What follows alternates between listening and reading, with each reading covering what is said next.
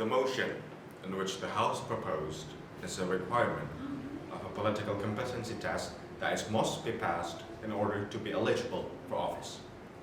First thing first, the main principle of our nation's political compass is democracy. The electoral sector must come from the people's hearts and wills, not from numbers made from some kind of test. Therefore, I, speaking as the leader of the opposition, reject this motion. But before we're getting into deep on my arguments, there are statements that I want to highlight for this problem. Firstly, a political grade test is not an efficient way of looking at the quality of our politicians. As an example, the logic goes the same when the Ministry of Education awaits the concept of national exam or UN for elementary schools, junior high schools, and high school students in Indonesia. The quality in which a person possessed cannot be valued purely at the rate of a single test. That is the exact reason of why the motion in which the House proposed is highly debatable. Secondly, politicians who have graduated as bachelor's, master's, or even doctoral degrees have certainly passed a requirement test in order to graduate from the universities. By graduating and finishing their educational obligations, they are deemed eligible to work on their respective fields. But also, a note to remember, educational degree is just a title. Many geniuses are made not from formal educations. As a concrete example, by looking at Indonesian history, we have Nyoto, an important figure in the old order era led by Sukarno back in the 60s. His formal education ended in Mulo because of the Imperial Japanese interventions on education, which is basically, Mulo is a junior high school by today's standards, so it proves that educational degrees are just bonuses.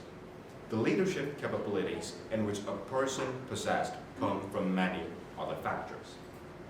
Thirdly, this competency test is dangerous, incredibly dangerous.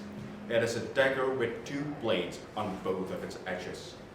As an example, the people who has the power to control the test have the full authority of removing their own political rivals.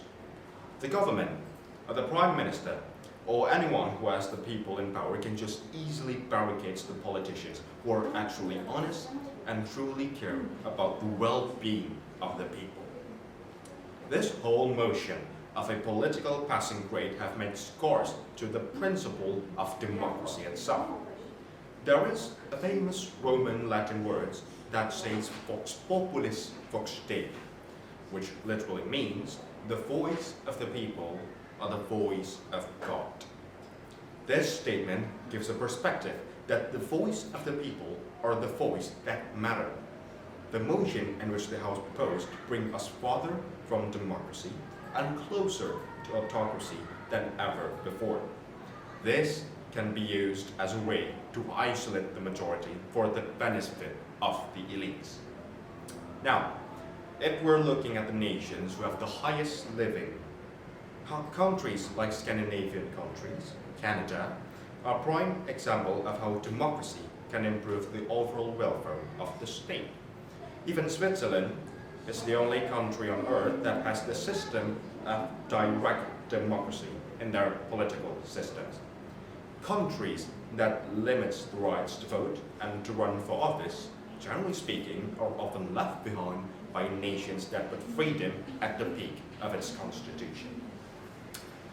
A political competency emphasizes academic knowledge than real leadership components. Politicians who are honest and have the intention of serving the people can just easily be removed, and the role and the seat which should have been passed to them can now easily be given to someone with a higher grade.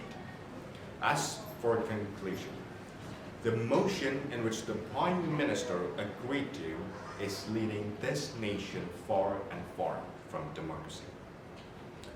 The voice of the people and the voice of the small folks must deal absolute for the sake of keeping democracy alive. The quality of politicians cannot only be seen by numbers on a test, but it must be seen on how much dirt his hand can rock. It must be seen on how much capable his back can bear the burden of the state. These are the qualifications of a leader. We need real example and not numbers. Then, my last statement in this debate is when you trade freedom for security, you will lose both. This task can be made as instruments to remove our political enemies that the government see as threats. So the solution is not come from ourselves, but it must come from the people. We must make education for political knowledge more common and better, so that the people can elect leaders who are truly fit to serve the nation. Thank you.